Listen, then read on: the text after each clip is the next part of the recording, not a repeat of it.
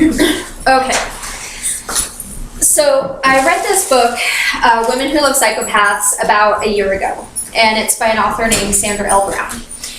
And her research really inspired me because a lot of us come across relationships in this field where we're wondering why the women stay. I'm talking about sexual assault in actual relationships instead of stranger assault or acquaintance assault. Especially if we're working with domestic violence, it's like the cycle, the never-ending cycle. It's really hard to understand where the woman's coming from and why. So I started thinking about what we come across every day and how we can be more empathetic to women who are caught in that cycle and how we can understand why they're stuck in that cycle. So I hope you guys have your handouts. Sandra wrote Women Who Love Psychopaths and How to Spot a Dangerous Man. They're both incredible books, so if you guys can check them out. This Women Who Love Psychopaths, and I don't have a copy of How to Spot a Dangerous Man yet, but I'm going to get one. Martha Stout is also amazing, The Sociopath Next Door. She's the first book that I read about sociopathy, and it's shocking because even if you haven't been in a sociopathic relationship, you might recognize things throughout your life where you're like, wow, all of a sudden something that never made sense before makes sense. Because 1 in 25 people in our general population is a psychopath, is a sociopath. Ooh, yeah. Yeah. So like I always like to say when I talk about this topic is monsters don't look like monsters. And I tell my kids that too. Monsters don't look like monsters. They usually look very charming. So that's why I thought this information was really important for us, just as people, but also especially as advocates.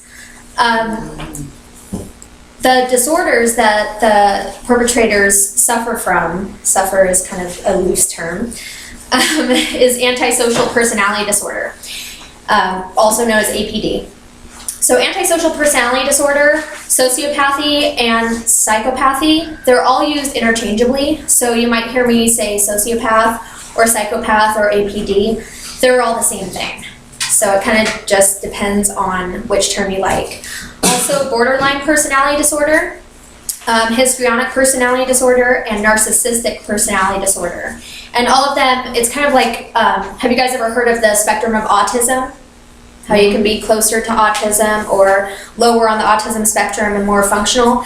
That's kind of how these work, is the antisocial personality disorders, it's all on the spectrum, how narcissistic they are, how they rate on the low empathy scale. So most cluster B personality disorders, as we can imagine, go undiagnosed because of the nature of the illness. They don't think they're sick, they think everything's fine with them. Why would they go fix something that they like having? Power and control over others. Due to the thought patterns of the personality disorders, they rarely, if ever, seek treatment. Usually if they're in treatment, they're incarcerated. And they're being treated because they've already committed some heinous crimes. Now, not all sociopaths commit crimes or engage in criminal behavior or get caught. Some are very successful businessmen or very successful politicians. But yeah, if they're being treated, it's usually because they've been incarcerated, but not all are incarcerated. They're usually recognized through criminal activity or civil and family law cases. A lot of the time you'll come across it if there's an ongoing court case involving custody and children or divorce cases. Some are found in juvenile detention centers, but a lot of professionals, they're very hesitant to diagnose a disorder in a minor because their development's not complete. And you'll find that with schizophrenia, bipolar disorder, everything like that. In a minor, they're still developing. So it's rare that they get that diagnosis. And then when they're booted out of the juvenile detention center, then who's going to diagnose them if they're no longer seeking help? So for the sake of time, we'll focus primarily on antisocial personality disorder. But like I said, all those disorders that are listed on your handout, it's a spectrum of this, and you guys can research that further if you're interested in Sandra's book. Antisocial personality disorder, or APD, like I was saying earlier, is commonly referred to as sociopathy or psychopathy. These terms can be used interchangeably. The term sociopath was used by sociologists Scientology is a whole other story.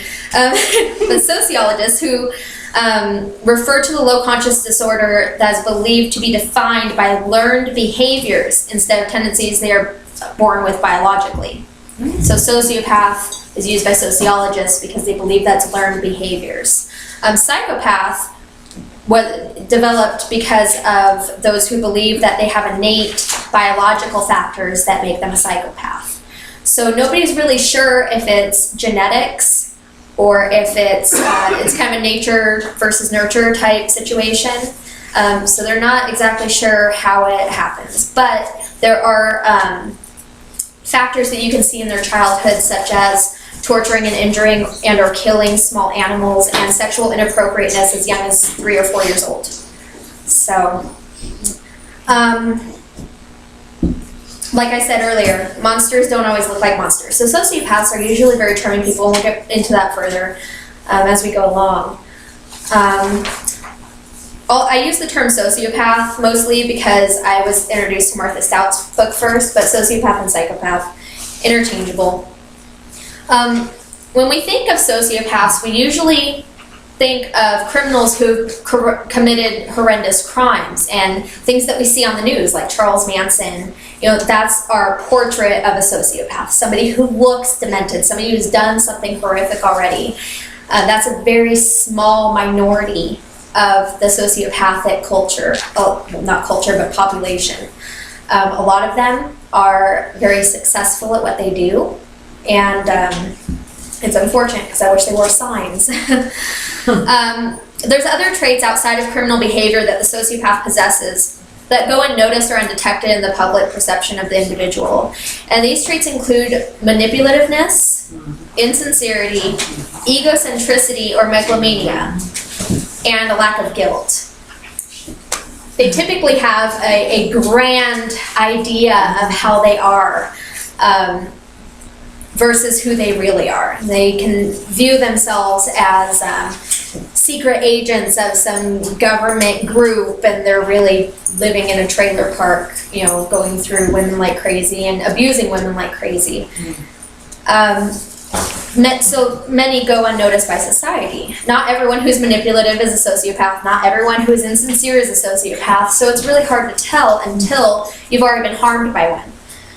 Women who suffer the after effects from these relationships with the sociopath have a lot of trouble finding help since the disorder goes unnoticed. And usually by the time they're suffering from a pathological relationship, they look crazier than the sociopath because the sociopath doesn't have empathy. He doesn't have a conscience.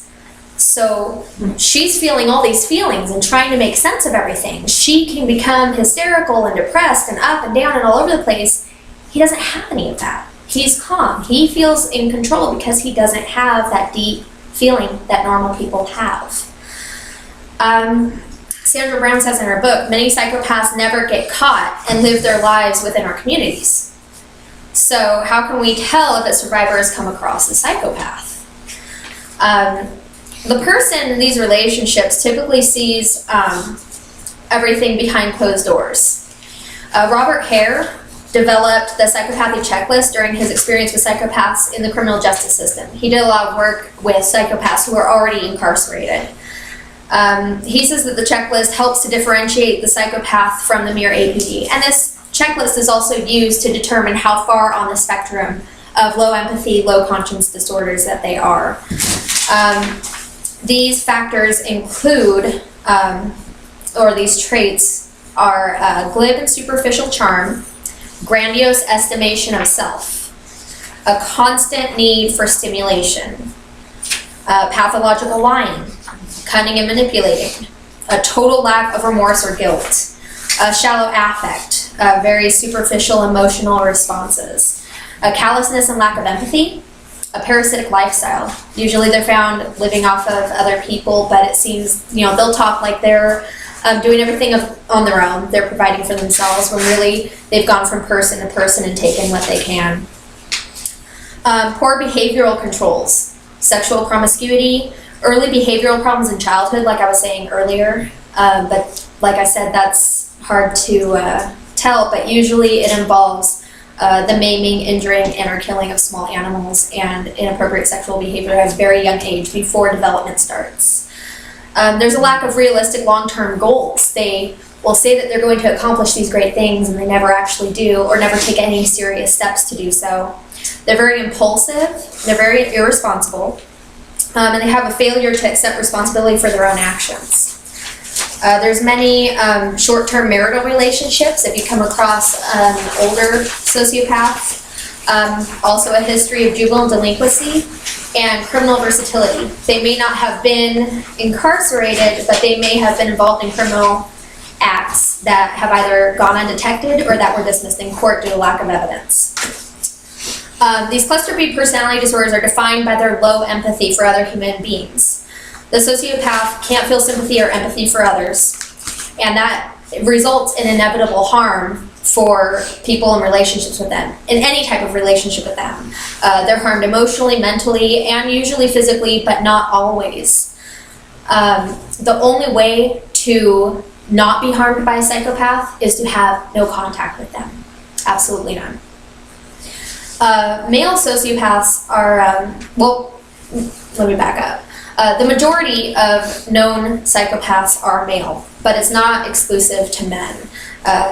Research hasn't shown why the majority of known psychopaths are male. We might find out later that it is more 50-50, but for whatever reason, they are mostly male, so I'm going to use the male pronoun, but I want you guys to really know that it's not just men. There are women out there too who are sociopaths. Probably just as many, but just the research has pinpointed men at this point as the majority. So male sociopaths are much more likely to sexually assault, which is why I thought it would be good to present this information to you guys, because we are most likely going to come across somebody while working as advocates who has survived a sociopathic relationship. The thing I really want to stress here, though, is it's not our job to diagnose a survivor's significant other or their perpetrator, but to be aware of what the disorder looks like and the harm it causes, and that can help us offer appropriate assistance to the survivors. So if we come across somebody we suspect that they're with a sociopath or were with a sociopath, we can direct them to literature and stuff, but I would really advise against trying to diagnose, because then they can get tunnel vision, it can affect their recovery, and we definitely don't want to do that because that's not our goal. But women who are attracted to the APD or narcissistic type abusers suffer inevitable harm, like I was saying earlier, as long as they have any type of contact or communication with the sociopathic abuser. Sociopaths have a good guy, bad guy dichotomy. It's kind of a Jekyll and Hyde thing. They can be the most wonderful partner and then the most horrendous partner.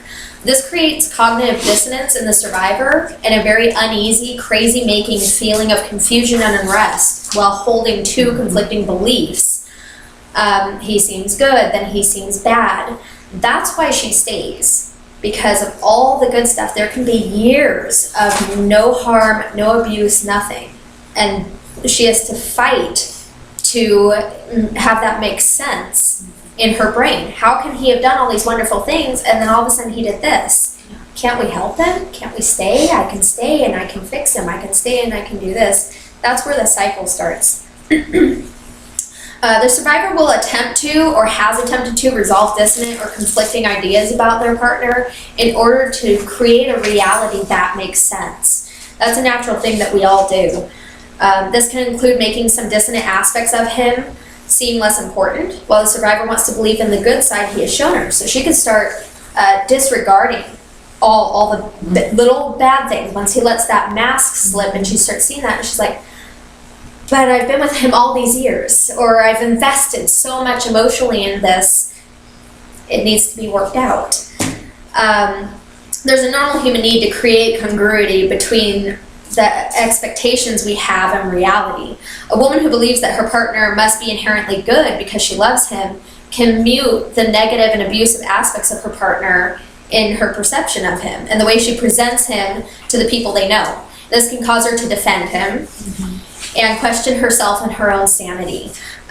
In my support group, I actually came across a woman who is incredibly strong and amazing. She's working on changing legislation in her state right now due to her case. She actually checked herself into a mental health facility for 2 weeks after she left him because she thought she was the crazy one. She was convinced that she was insane. And in the end, they let her go with some Xanax, I think it was. And she started realizing that she wasn't the crazy one. But it feels so insane to live in this world where you're like, 2 plus 2 is supposed to equal 4, but, he's been telling you it's 5, and, it seemed like it was 5, and it's very crazy making. There's a lot of distress, agony, dissonance in the partner of a pathological mate. And while researching for the book, Women Who Love Psychopaths, Sandra Brown gathered data about the women in these relationships using something called the Temperament and Character Inventory, or TCI, developed by Dr. Robert Boninger. More information can be found on the study in Sandra's book. It's kind of explains why they love psychopaths, what makes them stay, how they can argue in his favor after years of abuse, and what makes them bait for the sociopath. I'm sure we've all heard by now, if you've been with CASA over a year, you've probably come across a victim or survivor who has said that they feel like they are just here to be assaulted. Yes, that's their part in life, that they continue to be assaulted. The victim blaming is really bad. The self-blame is really bad. So we'll go into the traits that make them bait for the sociopath. That doesn't mean that they're to be blamed for... That's okay. It's not to say that they're to be blamed for being assaulted. Obviously, we know that much. But there are traits that they can learn to be aware of that can help them avoid further pathological abuse. So women who are involved in pathological relationships have what Sandra calls super traits, and that makes them more susceptible to pathology in their love lives. These traits were organized after the TCI data brought them to light. And one of these super traits is extroversion. She's typically a socially active and professionally successful woman. To everyone, she appears together, smart, and confident. This makes her more at risk to pathology because of the excitement-seeking aspect of her personality. Remember earlier I said the sociopath constantly seeks stimulation. Well, because she's extroverted, she's attracted to that. It matches the sociopath's need for constant excitement. He always has to up the ante because he lacks the ability to empathize with others, and his lack of feeling leaves him bored and constantly looking for thrills and drama. These two traits draw the two together. They actively seek others who won't make them bored, though her motives are far different from the sociopaths. Just because the women share a super trait of extroversion does not make them sociopathic themselves due to the different causes behind the extroversion. The sociopath is extroverted and excitement-seeking because he is chronically bored and needing stimulation due to his shallow affect emotionally, inability to connect with others, and his lack of empathy, which halts his ability to truly feel alongside others. I mean, imagine how boring your life would be if you couldn't feel anything, or if you couldn't relate to anyone. You'd constantly need some outside stimulation. These types of men, or psychopaths, since women can be psychopaths as well, the extroverted woman is typically attracted to, are at least, if not more so, extroverted than she is, and dominant. Unfortunately, most sociopathic men are both extroverted and dominant, which means, as Sandra says in her book, the women continue fishing in the pathology pond, because that's what she's attracted to. So it's really about changing what she is attracted to, she or he. Another trait that makes women susceptible, can't talk, it's been a long day, to staying with the sociopath is her competitiveness. And this trait helps keep her in the relationship longer. Sandra Brown says in her book, Women Who Love Psychopaths, her ability to withstand and go head-to-head with a psychopath and to not take his crap. I'm sorry, what was that? What was the trait that you just said? Competitiveness. Oh. Yeah, she's highly competitive, as is he. But her ability to withstand and go head-to-head with the psychopath and to not take his crap is dangerous to her mental health. Once she gets that cognitive dissonance, she wants to try and figure out why he did this. And it's almost like trying to catch him in his own stuff. She gets caught in the cycle of wanting to bust him. The cognitive dissonance is wearing on her, and she finds herself obsessing about finding answers. How can he seem so great one minute and so terrible the next? And how can he physically assault her in a heated moment and then apologize where it was the last time he'd ever do it? She gets caught in the cycle of trying to rationalize the dissonant factors in her relationship, and she has yet to discover the real story. Everything is conflicting about life with a psychopath. She becomes wrapped up in solving the great mystery of him and still trying to find the good side that she saw in him in the beginning. She really believes that that good side can be recovered. It can't. It was a front to get her into the relationship. But the only way to find safety and avoid the constant inevitable harm a sociopath causes to her physically, mentally, emotionally, and psychologically is to cut off all contact with the sociopath. There's no winning with somebody who lacks empathy and conscience. Women who love psychopaths are also more impulsive than other groups. This trait is attracted to his impulsiveness as well. It can be a whirlwind romance, where they just did all this crazy stuff together and it's very passionate and heated.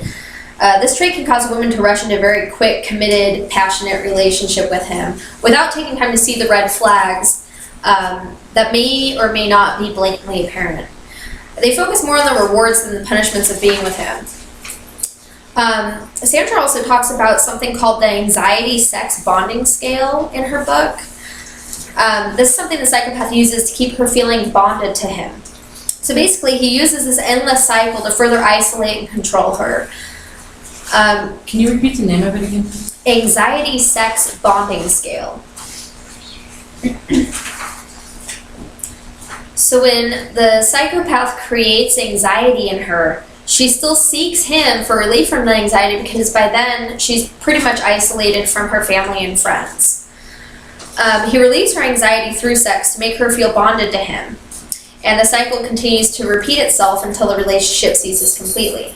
And Sandra says about this, the pathological bond can actually be a stronger bond than that is formed in normal relationships. So when sex is being used in such an emotionally abusive way, it may be difficult for your survivor to see it as abuse. But it's a very devastating form of abuse nonetheless. If a trauma is not resolved in the survivor through therapy, through recovery, she can find herself caught up in something called trauma repetition. And this is in which she continues to replay the trauma in her life through re-engaging in situations to replicate an authentic wounding she is trying to heal. The pattern of behavior becomes more and more ingrained in her the more times she repeats it. We can find this to be a common issue our survivors of sexual assault face. All of us have had many survivors talk about feelings like they are made to be raped, like I was saying earlier. Or rapists are just drawn to them and it's going to keep happening throughout their entire lives. They can't see an end in sight. They probably suffer from depression, maybe suicidal thoughts. While repeated rapes in a survivor's life is never her fault, she can find herself, once again, using the female pronoun, doesn't exclude men from this, but repeating sexual behaviors with the psychopathic partner resulting in repeated assaults. That's a psychological trauma repetition, trying to resolve the trauma through repeated traumatic exposure. Now, how can we help the survivor? Since the survivor is engaged in a cycle of behavior with the psychopath, she's likely to feel tremendous guilt. She may blame herself for not even acknowledge that what happened to her was abuse at his hands because she felt like she was a willing participant. Just because she was caught up in an abusive pathological cycle with the psychopath doesn't make her at fault for the harm done to her or the assaults that she suffered at his hands. So it's very important to remind them not to blame themselves and make sure that there is no victim blaming going on. Once the survivor truly sees the psychopath for who he is, her grief work begins. She must be allowed to grieve if she is able to move on and heal. She can't be shamed for this process. A lot of her friends and family might not be supportive of this. This guy has been hurting her for years or has assaulted her, and yet she still needs to go through the process of crying and grieving because it's like a death. When you lose a sociopathic partner, you realize that all those feelings that you were so invested in were not reciprocated. They have to be allowed to grieve that. And I think that's one of the biggest things I've learned in Sandra Brown's support group is that we live in a society that's not very compassionate towards women grieving the loss of their abuser. But they need to do that in order to heal. So she needs to go through grieving for the relationship she thought she had, grieving for the exciting side of the psychopath, grieving the future she thought she could have with him, grieving past of wasted time. I've met several women who were in sociopathic relationships for 20, 25 years, or even as long as I've been alive, and they have to realize that all that time was spent with a sociopath. It's a very difficult and long recovery to accept all of that. And grieving the reality that he's not who she thought he was. And she was probably very in love or very invested in this relationship with him, he or she. And it's a complicated process, but we need to be understanding and empathetic to that. She's going to have to reconcile in her belief system in life. She's going to have to be allowed to go through this process at her own pace. A lot of people who have survived these relationships, both men and women,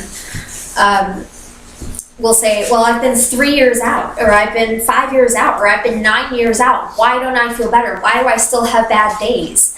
It's a grieving process, and I personally don't believe grieving's ever over. No. I think if you have a tremendous loss, you grieve the rest of your life, and they have to be allowed to have that process without feeling guilty or feeling like there's a timestamp on when they should be done feeling the way they feel. Sandra says about when they leave, she says, the path to her perceiving his disorder and all its destruction is littered with the remains of her mind and soul. That's how powerful the destruction is to her, mind and soul. So it's a long, long healing process, especially once they learn this. Education is the key once they get this knowledge in their hands. But it is still a very, very, very long process. And everything with a psychopath is power play. So leaving a psychopath is no easy task. So I'm going to go over the times when she can't leave.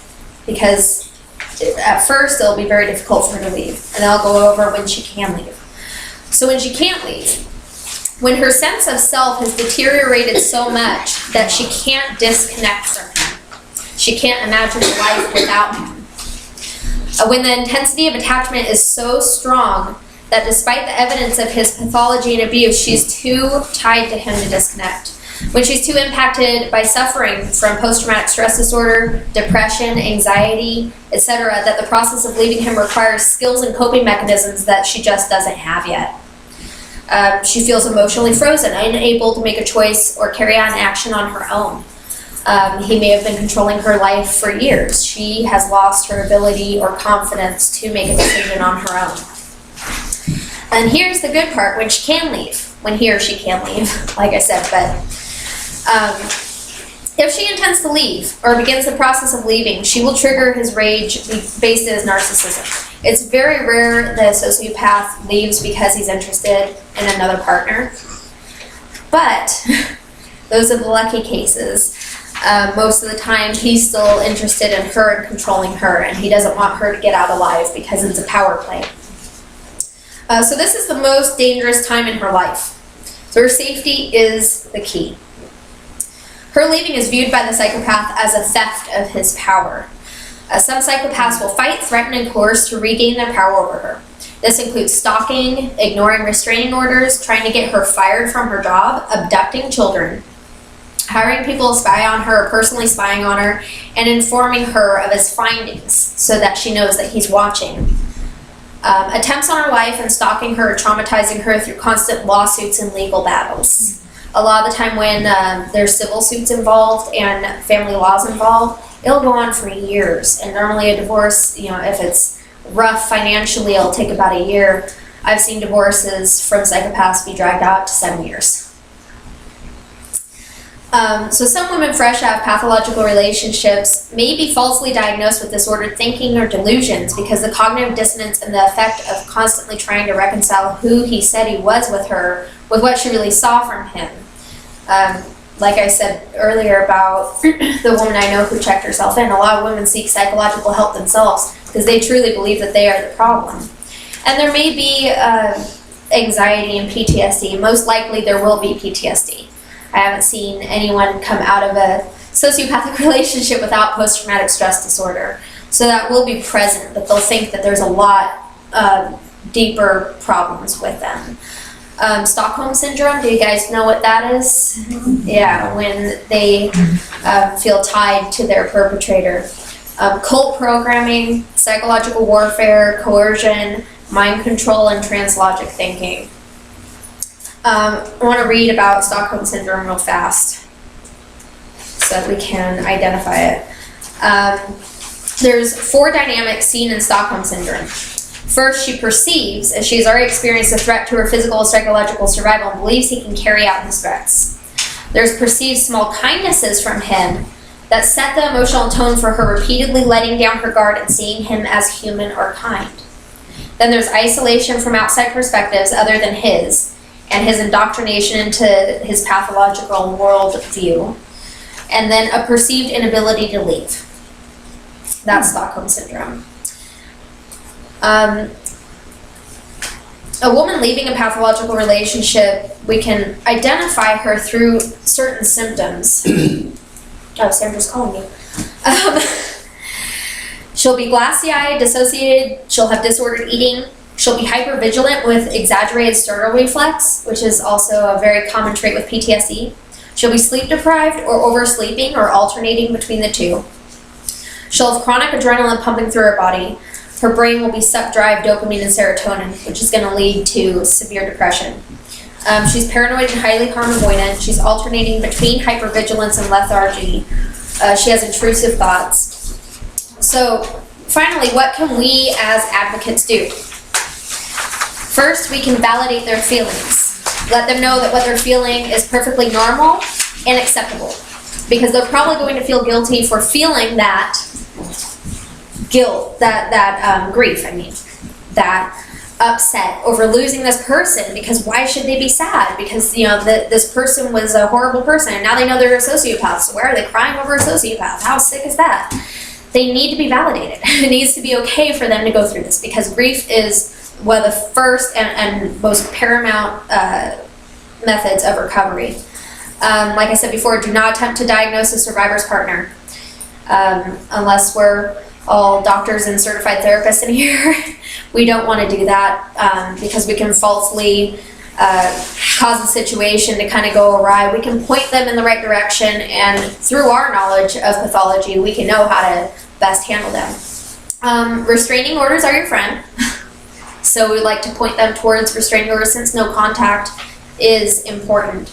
There's something called controlled contact if they have to deal with child visitation, and that's something else that you guys can find on Sandra L. Brown's site. And court accompaniments. We definitely want to accompany them to court, because every time they see their perpetrator, the PTSD is going to act up. It's going to be the spiral. Yeah. And also further counseling, which we can offer here with Michelle. So now, since Sandra's calling me, I think she's ready.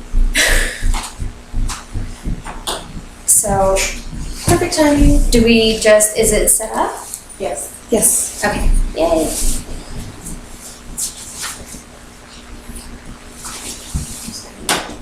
Is it under Gail or Rob? Rob.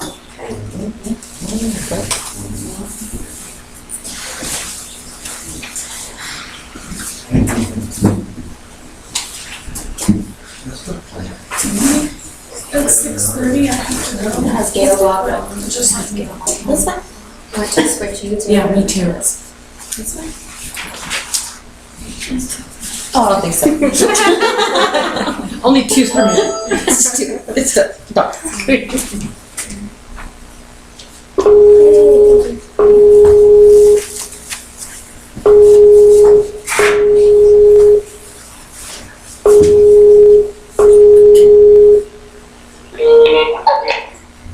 Hi, Sandra.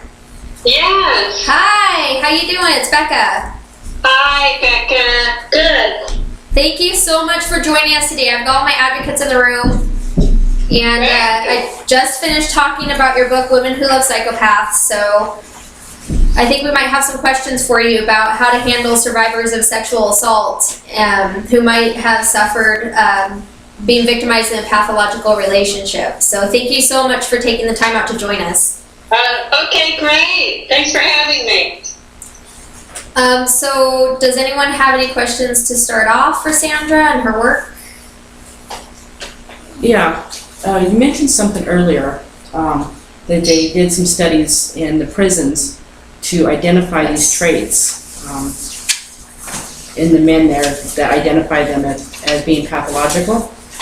Yeah. Is that something that they routinely assess with inmates going into the system?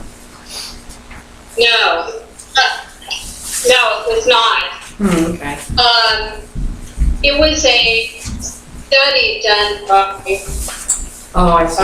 Dr. Kent Keel with the Mind Research at work, and it was a grant to utilize a mobile MRI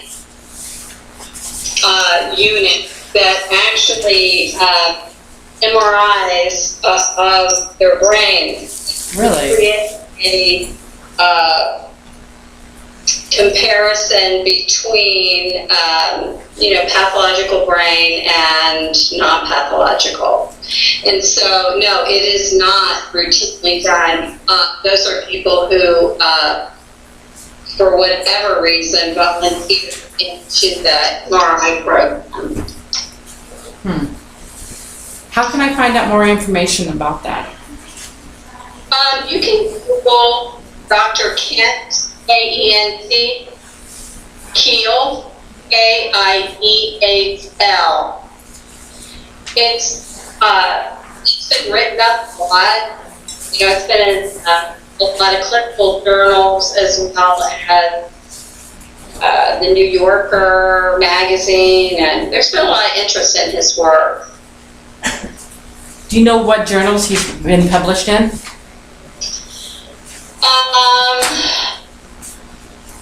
If you go to our website, saferelationshipsmagazine.com, we have some of his work and an interview I did with him on there. Okay. It's been a couple years since,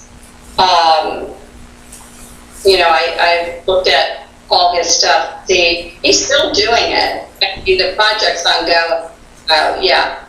He's still got the mobile MRI unit. That is awesome. Yeah.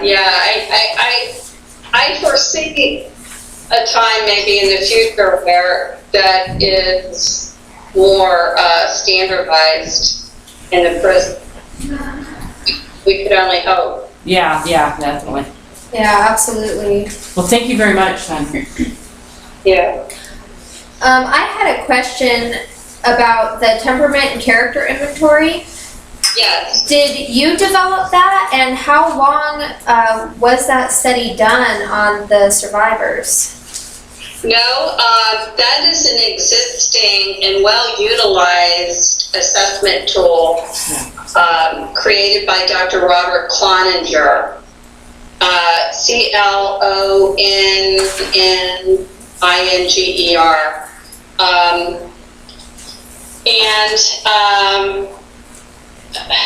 We did the research. I was in the middle of writing the book Women Who Love Psychopaths, and I was looking for data on the women and could find zero. Yeah. And so I'm a clinician. I'm not really a researcher, but I stopped doing the book, found someone who would help me with the research, and we did the research over a few months. I think the numbers was up to 75 or 80 women. There's a lot of interest in replicating the research that we did with a larger number of women, and it does need to be done. That this was just hopefully stimulating people enough to have interest about looking at these connections with the most dangerous people on the planet. Yeah. Definitely agree. Yeah. Could she talk more about what those traits are that she found that women were attracted to psychopaths? Well, there were 30-some traits. I think what's noteworthy was the excesses and how high they were. So, with people who did not end up in relationships, for instance, with psychopaths, they tested maybe more in the 40 to 50 percentile in traits like empathy, tolerance, bondedness, compassion, responsibility, those kinds of traits. And I guess it never occurred to us until neuroscience that there can actually be a disorder of hyperempathy.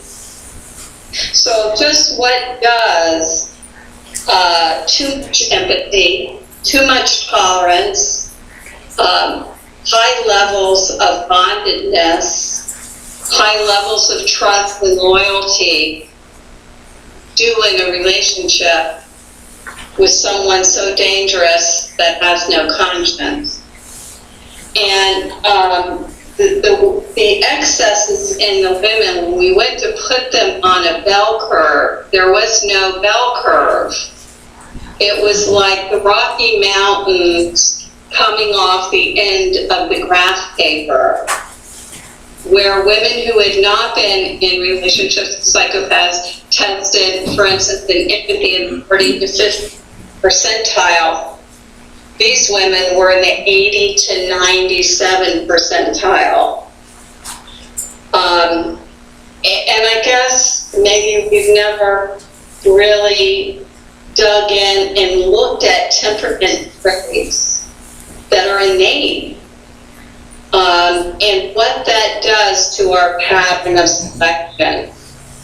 I mean, let's face it, anytime we start digging around, looking at the victim, trying to study more in depth the issues surrounding victimization, we often get blamed for victim blaming. And so there aren't many people who want to go out there researching, because we get shot at, really, for trying to look more closely at other factors that might be influencing patterns of selection. And so that's really why I think we dug in there, because we could not understand why women were attracted, to psychopaths. I always had the belief or the assumption is the fact that she may not have any self-esteem. How does that play into all this? Nope. I think that's been, one of the interesting factors with that is that I think we're talking about different sets of victims. We have this stereotyped, domestic violence profile of victims that, has low self-esteem, etc. And when we took our clients and who responded to wanting to do the research, these were women who did not have low self-esteem. So there's a lot, I think, in the research that has takes notice that some of the stereotypes don't fit. A lot of our women, I think, are women that often have not fit within the victim profile because, for whatever reason, our clientele has been female, mostly female, and master's degree or higher. We have a lot of clients who are therapists, CEOs of companies, attorneys, physicians, and I think they've flown under the typical victim profile, because they are not people who use shelter services or social services where they might actually be, counted in some of the more traditional profiling. Wow, that is a big eye opener. Yeah, and these are women that, would go get a private therapist, or if they were being, whenever they got to the point they were going to leave, they would just go buy another house. These are not women, that are going through the services where we typically look for them and profile them. And so anyway, I think our research, not up with the super traits, but some of the profiling stuff is, yes, eye-opening, and I don't have all the answers for it. I just introducing it and hoping other people will get out there and more research with the population. Absolutely. I believe Yeah. that just learning about sociopathy and how to recognize it is so valuable. Absolutely, and I think it's what, I think it's a missing piece in a lot of women's services, really, especially sociopathy and the cluster B personality disorder. Yeah. Do you guys have any other questions for Sandra right now? Yes. The women that get involved with these sociopaths, let's say it's a one-time thing, do they become less trusting later on and become more recluse? The women? Yeah, the women. Mm-hmm. Well, because psychopathy is such a powerful disorder psychologically, even if there is no physical or sexual violence, over 50% of these women will come out with PTSD without violence. And that's a little challenging because how we currently in this attempt define PTSD. But so these women, over half of these women are going to come out of these relationships with PTSD, and in and of itself, PTSD has that isolating avoidance that goes with PTSD. And yes, especially for, I think, women, like we were talking about, that have high-profile jobs, high executive jobs, and they begin to question their ability to read people, to respond, to trust themselves. Psychopathy is what they call a disorder of social hiding, which is they hide well, and so missing them missing the disorder is very easy to do. And it causes people to become paranoid because these psychopaths are very charming and a lot of them are very successful. And so that the women come out of this being really impaired in their ability to trust their judgment, even in careers. A lot of these women are highly impacted in their careers. We've seen doctors, step down, impaired practitioner status. Teachers become teachers aide, nurses become CNAs. They are so rattled by their ability to trust their judgment that there's a big career impact. Thank you. Does anyone else have anything? Yes. I was wondering if they've ever done brain scans on the women who are attracted to these women. No, not yet. I mean, the whole brain scan thing, this is done with an incarcerated population,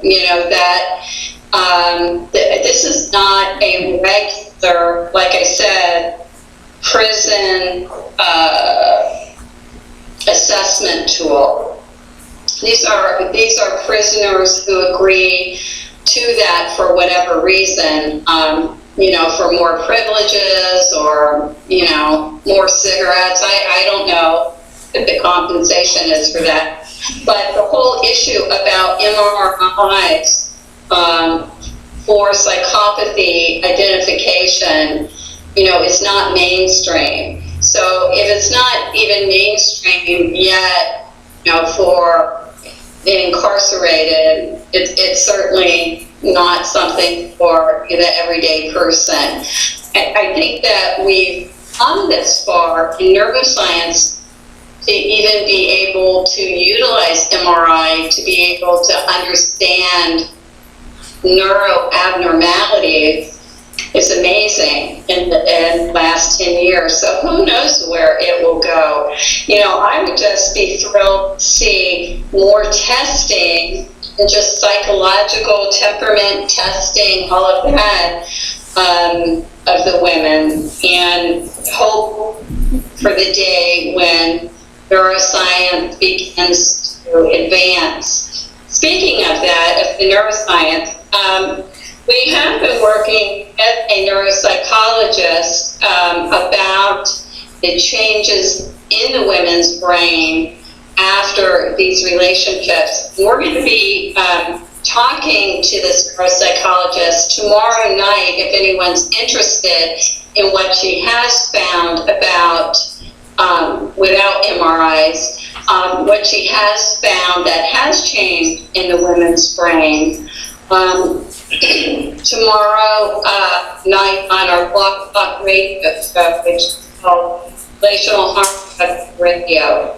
And I think it's going to be a fascinating conversation. That's about as far as we've gotten. Really is, and I find the temperament traits, and hopefully neuroscience or, further testing will step it up. I'm just this lowly clinician. I'm just a therapist who got frustrated with lack of information and went digging. And now it's up to researchers in neuroscience to take what I've started and go further. Yeah, Sandra, I think you're absolutely a pioneer on finally looking at the women instead of just looking at the sociopaths. Right. I mean, there's nothing we can do about the sociopath, but if these women have a proclivity because of this really excessive super traits, there are things we can do to help them not repeat this pattern of selection again. And if we stick to the old, power and control dynamic wheel, and we stay stuck in a 1970s theory. We're never going to take the next step in what we can do for them. And I think uncovering these excessive traits is the first step in helping them become aware of how, for instance, hyper-empathy might impact how, how they read his violence, his history, all of that. So we're really, seeing over the last, 10 years that we have been using super trait information in our treatment, in our approaches. I mean, we've had very, very few people, count on one hand how many people went back into that relationship, did it again. And that's astounding. Yeah, absolutely. We have another question too.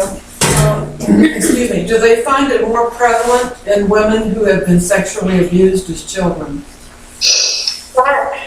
The other thing, in the stereotypes, for instance, the profiling of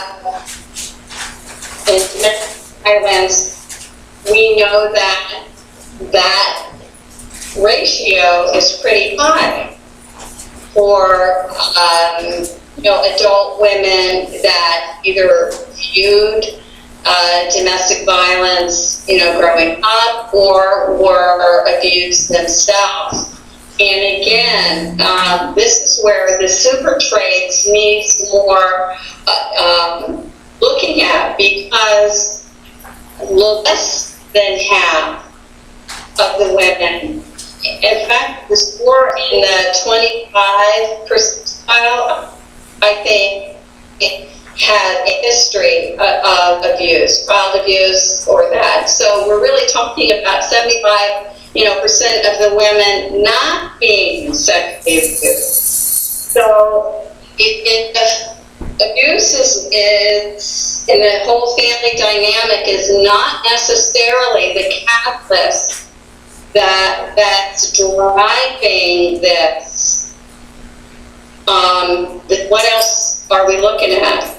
How else do we need to approach them to help them? And that's where I think a lot of this innate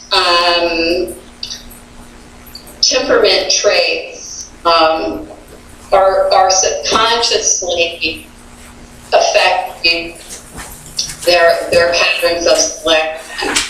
So I think this is, again, where this is sort of a different population of women's. We have another question.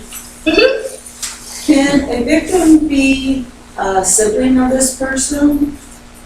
I'm sorry, I missed that. The victim, can it be an extensive problem with the sibling or the siblings?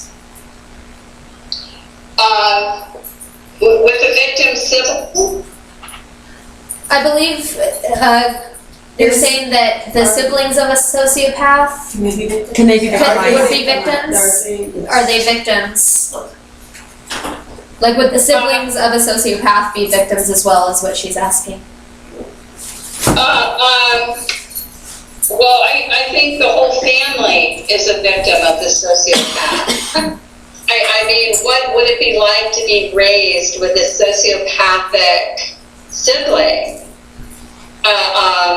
And we've had clients, whose parents and or siblings, yes, were pathological in that way. And just sort of as an interesting FYI, psychopathy has genetic transmission factors related to it, and they're fairly high. so that, psychopathy can run in families just genetically, not even talking about the violence of that or the, environmental influences of what they've seen. There is just a straight genetic transmission factor. Yeah, I knew of a sociopath who at 16 sexually abused his sisters who were 4, 5, and 6. It doesn't always manifest in sexual abuse, but it usually manifests in some form of abuse, be it emotional, mental, physical. Right. And that's actually pretty late in life for a psychopath at 16. Psychopathy is created in childhood. That most psychopaths are psychopaths by the time they're 8, 9, 10 years old. So, a lot of times they start doing stuff, much earlier. Is there a link to an infant suffering from attachment disorder and then becoming a sociopath? Absolutely. I mean, if you read up on reactive attachment disorder, I think it's about at 50% that 50% of those kids will go on to be diagnosed as child conduct disorder, which at age 18, child conduct disorder rolls over into the adult variation of that, which is either antisocial personality disorder or psychopathy. So there is a high correlation between reactive attachment disorder. They're really trying to make big inroads in early treatment with those kids, seeing what they can, how they can impact, especially empathy in those kids, to try to prevent the full-blown psychopathy disorder. Absolutely. Do you guys have any other questions right now? Yes. So the checklist on figuring out a psychopath and a male, can it be used the same checklist to figure out a female as well? Psychopathy, yeah, it is not a gender issue. It's a mental health disorder. I think women present a little differently.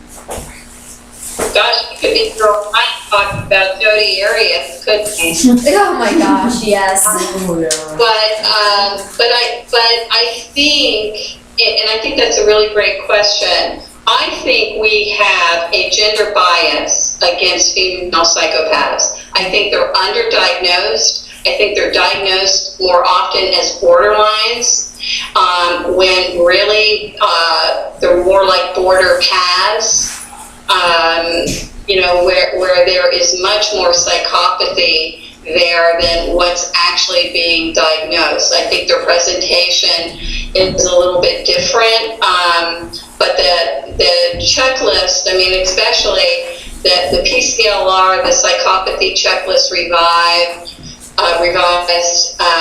which is the checklist for psychopathy, focuses mostly on the issue about callousness. So that's really, I think, and lifestyle with and affective responses in that. So that could be either sex, but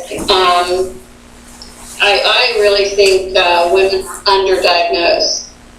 Absolutely, I agree. In my presentation, I was telling them that I'd be using the male pronoun when I was referring to the sociopath because when research was done, more sociopaths were found to be male. Is that still the case? The majority of them, not most, but the majority were male over female, so. Right. Well, mostly because we have a gender bias. I don't think, people could check with Dr. Kent Keel to see if he's done the MRI stuff, with female psychopath. My guess is he probably hasn't. Such a gender bias against diagnosing women. And that's a shame because, between Casey Anthony and Joe Arias, we've gotten an eyeful of female psychopaths lately. Absolutely. With Jodi Arias, this case has gone on for so much longer than I think it would have if it were a male who was the perpetrator. Oh, well, absolutely. And, right.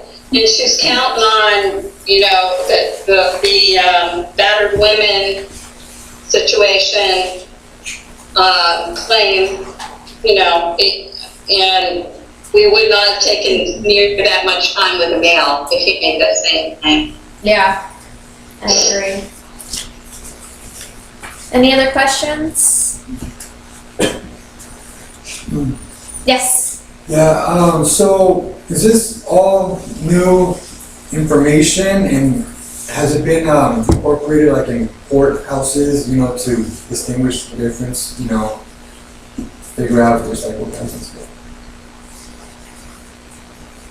Were you able to hear that, Sandra? No, could you restate that? He wanted to know if this is all new information or if sociopathy has been used in court. Is that correct? Well, I mean, if this, like the checklist and everything, to figure out, when a psychopath is actually being manipulated to get out of like I'm dealing with a survivor right now, where I was reading their documents, their court documents, and he came across as very like he's sick, Yeah. and the social worker and everybody agreed with him, and they actually gave him less time because for claiming to be sick and that he wanted help, you know what I mean? That he was, so can he figure out, because he's still a psychopath, so can he figure out that he was lying? And so this information they can use in the courthouse. Right? Well, here's the good news and bad news. The bad news is that you have to be specially trained in utilizing the PCLR, which is usually done by a forensic psychologist. It's an extensive training, and we have less than 200 trained people in the United States. And they're really expensive. They can charge what they want. The good news is that because of the neuroscience that is showing us that there are brain neuro abnormalities in this disorder, there is a new area of law called neuro law. And this is being argued all over the place.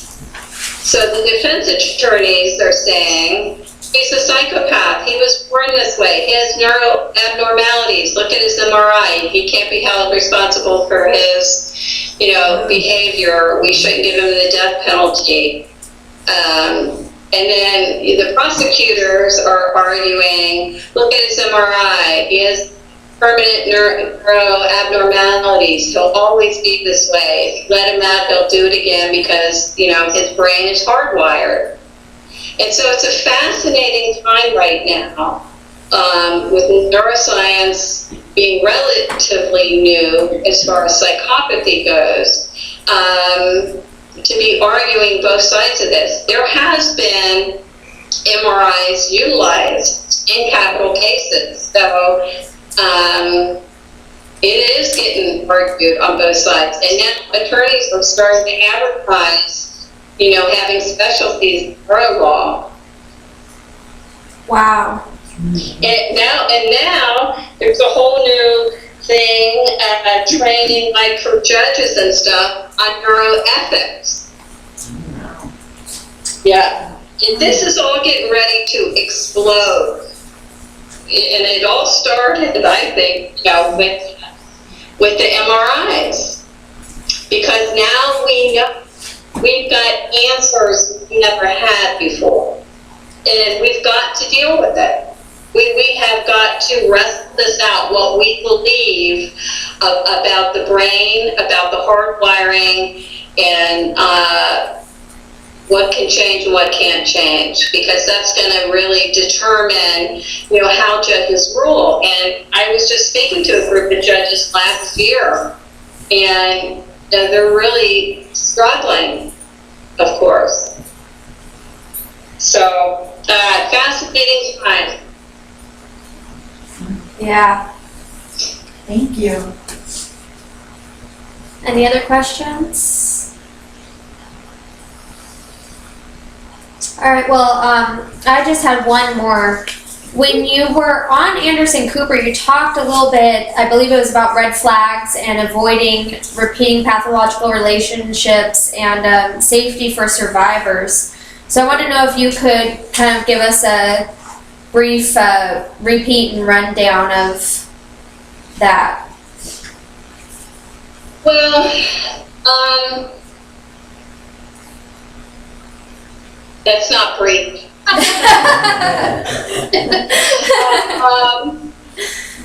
I think the red flags have a lot to do with charmingness, that these guys are too good to be true. They really are too good to be true. And the pacing of the relationship is always a red flag for me. These cluster B disorders all do the same thing, and that is that, really rush these relationships along, and wanting to breathe each other's exhaled air 24/7, 5 minutes after having met each other. And so many of the women don't want to do background checks. They find it, unromantic, but so is getting raped, right? Right? I mean, Yeah. So not all of the psychopaths, especially the white collar guys, have records, but we got to do what we can do, and be able to research, some of them. But I really think the biggest intervention of all is helping them understand their super traits.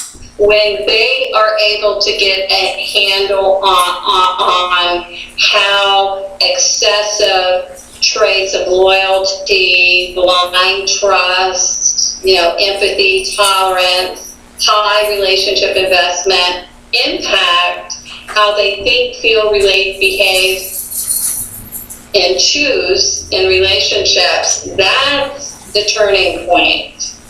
That has been, I think, for us, where our success rate in treatment has been.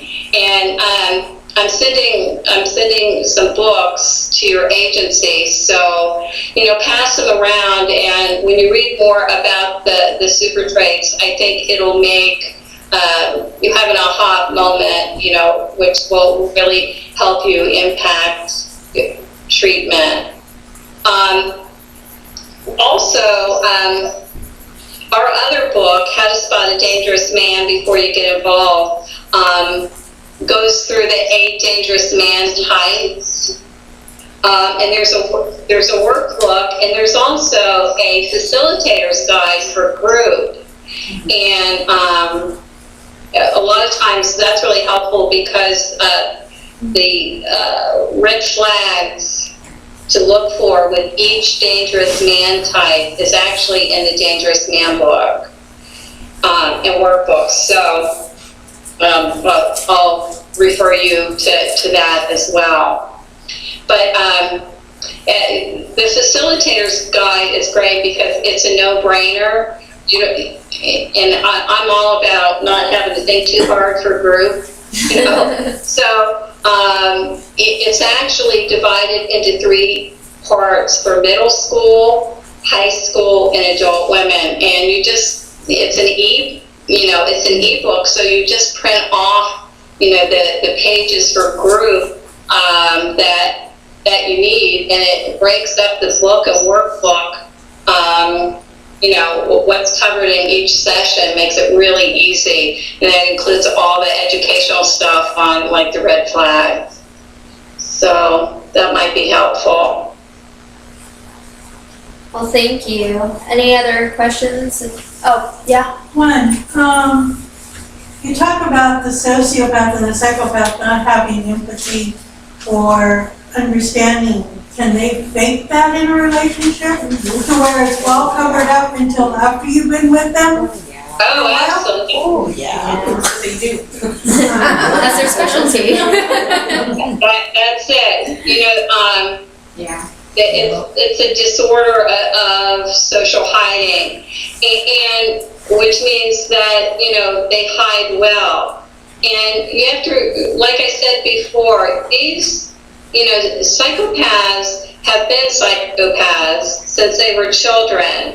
And they have learned, since they were little, how to mimic and parrot responses back to other people to try to compensate for the deficit they have of low empathy. And so by the time you're dating one when he's 30 or 40 years old, he's been compensating for that deficit for 25 or 30 years. So he's very good at it. They're little human psychologists. They watch people and, learn what works. And so, that's a really good point about, to work with your clients about understanding when the mask begins to slip, what are some of those signs of someone who has low empathy or no empathy or low conscience or low remorse. We've done, this country has done a deplorable job in public pathology education. We're in this, situation with all these pathological relationships because we've taught no one how to identify them. And 1 in 25 people don't have a conscience. 1 in 25. The next time you're sitting in church, just count off 25 kids. There's We're holding this meeting in a church. Thank God it's only 20 in here. Uncommon. And we did the math. We didn't just take psychopathy, but we took all of the cluster B disorders: borderline, narcissist, antisocial, sociopath, and psychopath. And we took the DSM, the diagnostic numbers of how frequent these are in the population, and divided it by the U.S. population. And then we figured, let's say, and we were being generous, let's say that these people only harmed in a relationship 5 people each. And that's, not intimate partner. It could be siblings or friends or whatever. But they have negatively impacted significantly 5 people. That calculated out to 60 million people in the United States alone. If we had 60 million people impacted by a medical condition, there would be a celebrity spokesperson, there would be a billboard campaign, there would be a walkathon. But here, our country is being run over by people being negatively impacted by some of the most disordered people on the planet, and we have no public education on how to spot them. Yeah, That is a travesty. absolutely. You had a question? Yes, do you have any plans for a documentary? I just did one. Oh, you did? Oh, that's Yeah. great. And It was see it. supposed to come out this week. We did it through the broadcast company. It's called the Psychopaths Network. And supposed to air in Canada for trying to work out something with NBC here in the States. But I don't know that it did air. I'm always the last to know anything. All I know is it's coming out somewhere. So, yeah, and Robert Hare, the world's leading expert in psychopathies, in there, and Paul Babiak, who wrote Snakes and Soup. So some really great stuff. I think they'll probably MRI thing too. Well, that'll be excellent. Did you guys? Yes. So, Robert Hare developed the psychopathic checklist, right? So Yeah. did he see any other common traits among them? Like, did the psychopaths all seem to have the same, because, they share the common that they're psychopaths. So did they also have the same kind of jobs, the same patterns or something like that? Well, you have to remember that the CLR was developed from Hare's work, which is in the Canadian prison system. So that was created from the incarcerated. And he says he wished he would have also created one from Wall Street. Yes. How But about there Washington? there needs to be one normed to the white collar. Not that there's not white collar guys, in prison, but that there are more psychopaths out here than in there. And that's because the white collar guys, know how to stay on just this side of getting arrested. The Bernie Madoffs and the Bill Clintons of the world. but the white collar guys. So, Yeah. Hare has talked about that the problem with the PCLR is that it is normed to more the antisocial criminal type, not the white collar, sneaky kinds of guys that rarely get caught.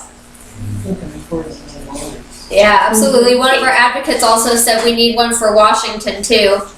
Yeah. Yeah. But that's Wall Street, it's on a different street. And Robert Hare and Paul Babiak wrote a book called Snakes and Soup. And it's about the rise of white-collar psychopathy in this country. And that's a good read too, because, some of your clients will think that their guy can't possibly be a psychopath because he's a physician or he's, successful or, what have you. When in reality, there's more out here than in prison. Yeah. Yep. Definitely. And remind them, about that statistic that Martha Stout in her book, The Sociopath Next Door, stated 1 in 25 have no conscience. And that this is not, we're not talking about Charlie Manson, with a swastika between their eyes. If they all came marked like that, I wouldn't have to write my book. Yeah. Did you guys have any other questions? I have one. Yes. they really don't know what love is, do they? Well, you have to have empathy in order to love. Yep. And there are 4 different brain regions, neurologically in their brain that are impacted, in brain regions that are responsible for empathy. And we really need to help our clients differentiate between this being a disorder of the mind and a disorder of the brain. We are talking about the brain as an organ, not the mind as a psychological structure that might have been wounded as a child abuse, that might be able to be treated. We're talking about the hardwiring of the brain. And when our clients come through our center, they go through a neuroscience class. We have a picture of the brain and it trained elaborately on everything that's wrong with the brain. In fact, we use the same training materials with them as we do with therapists for the neuroscience. And it's a big aha moment when you differentiate the mind from the brain and help them understand that we're talking about hardwiring, that, just because they want him to be something else, not be disordered, doesn't mean that you can change the brain. Just because they want a blender and not a toaster, you can't make him, a blender. They're hardwired. Absolutely. I have a question. Yes. What do you think of the efficacy of the 52-week batteries courses? Oh, geez. You don't have enough time. Thank you. I can get real cranked up about that. I recently spoke at the task force for family, and the issue I raised is that if you have any of the cluster B disorders, and it's not just psychopaths who have the neuro abnormalities, the cluster Bs have neuro abnormalities, very similar to psychopath. That if you're not testing out those who can't be helped by better intervention because of neuro issues, you're handing them a completion certificate and sending them home to a woman who's waiting for them to just get through this treatment. And there are parts of the brain, I think this is the argument with OJ, with his brain, that, part of the disorder is this impulse control area, and we act like that, again, is related to the mind, to being raised, in an abusive home, when the MRI clearly shows 3 or 4 impacted brain regions that are supposed to control impulse control. And that is, the ability to put the brakes on behavior. And we have better intervention groups that do, absolutely very little or no screening out of people who will not benefit from that treatment. And it makes me crazy, It just makes me crazy. Yeah. Yes. How do you feel about the talk that the DSM-5 is going to take out the personality disorders? They're not taking them out.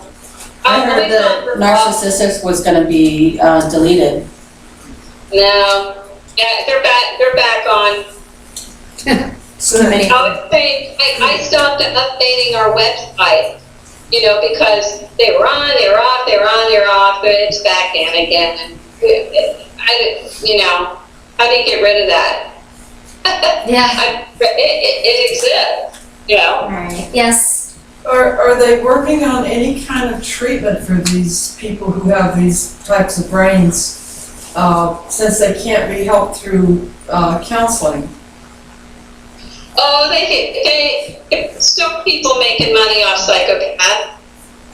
Yeah, they'll say they have treatment,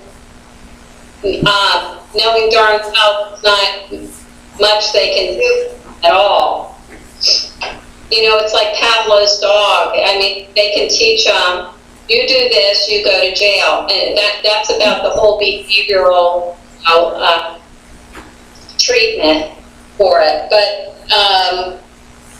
there's still people, having the shingle out saying they're treating it. I was very disappointed to hear that even Robert Hare wrote a book on psychopathy treatment guidelines. It's like an oxymoron. Just the title of the book was an oxymoron, and he goes on to say, most of what's wrong with them cannot be treated. And here's, a couple little thingies you can do for their behavior. But I don't buy it. I mean, I'm in the field. I used to run a clinic for personality disorders. So, I mean, I treated them or babysat them, however you want to look at them, for years. And the issue about it is they cannot sustain consistent, positive behavioral change. They can do it for 6 weeks or 6 months. The nature of the disorder is what makes it dangerous and explosive. It's that they can't sustain the change, and that's just part of the disorder. Yeah. Yes?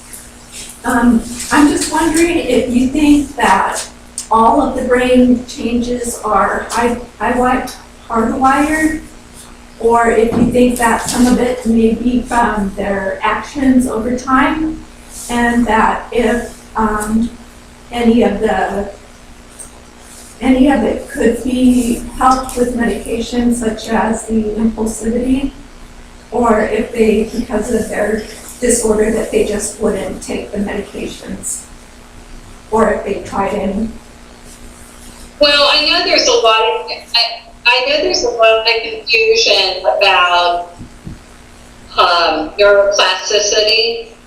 All the studies on neuroplasticity, which have more to do with not the kinds of problems that you see in the neuroabnormalities in the psychopathic brain. You would have to look at a picture of the psychopathic brain, and you can Google that, see how many brain regions are affected, and it's most of them.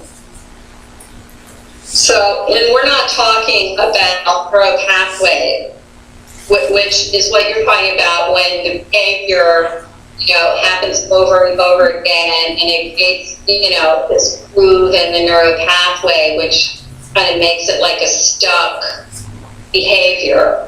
We're talking about the size of the amygdala, the location of the hypothalamus.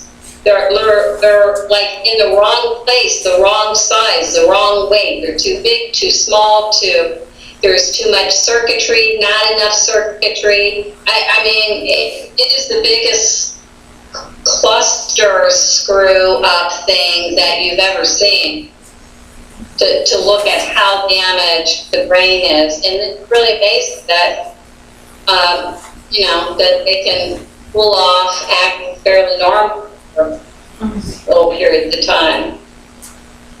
Yeah. But there's a difference between what we're talking about with neuropathways and neuroplasticity and what is wrong with her work. Thank you.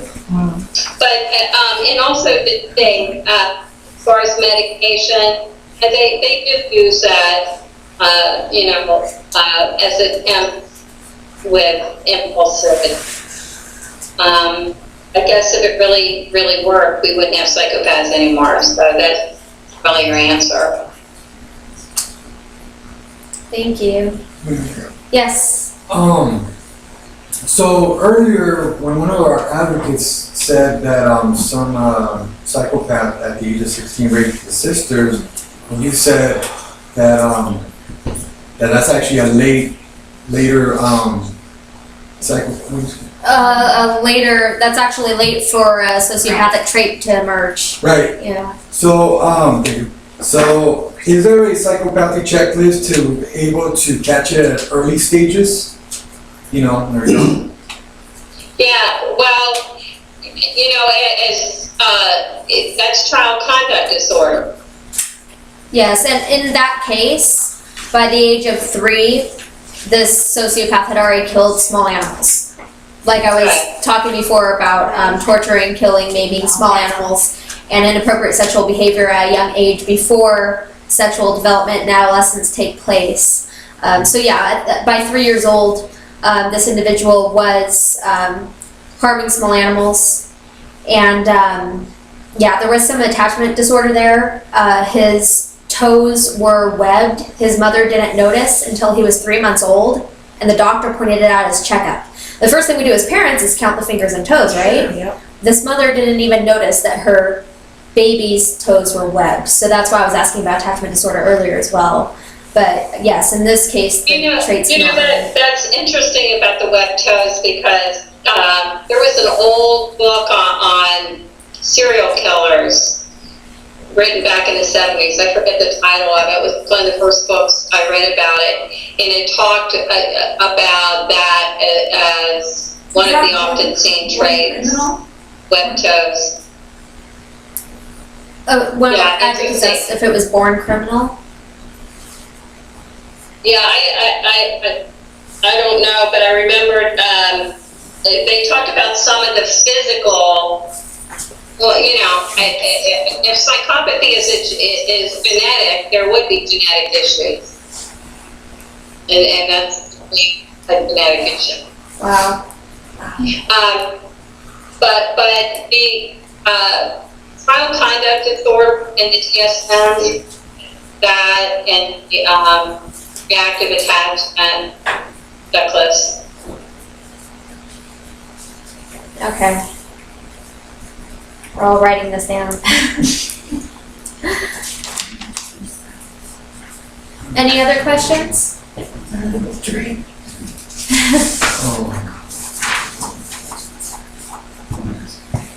Okay, I think that we are much better informed now. I think we're done with our questions and everything. Thank you so much, Sandra, for taking time out of your schedule to join us. Thank you.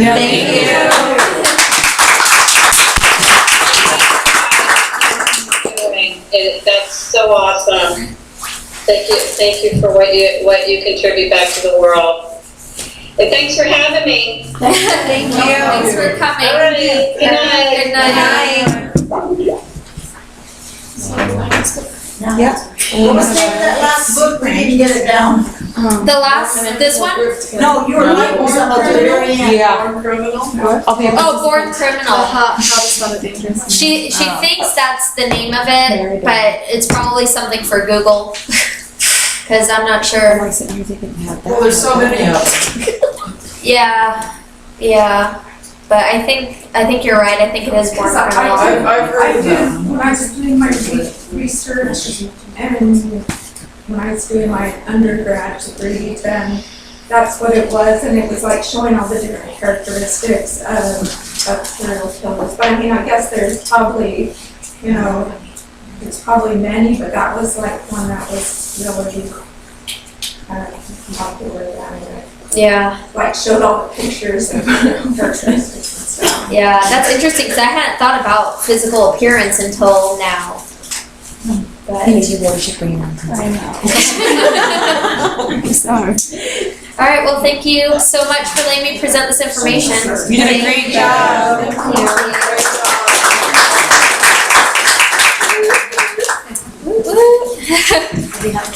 Okay, really quick, everybody knows that Rancho Springs is open, correct? Yeah. Yes. Okay, not only is Rancho Springs open, their suite is completely done. And it is absolutely stunning, without a doubt. I have a class that will be taking a tour of the hospital at 4 o'clock on the 30th of April. If you are interested in going, please let me know. This start room is actually located in the Children's Primary Services building. That's where they put it. It has its own private waiting area with cable TV, a desk, computers, all that stuff. It has an exam room, and then it also has a shower with hot water. Any of you who have been with CASA long enough to know that the last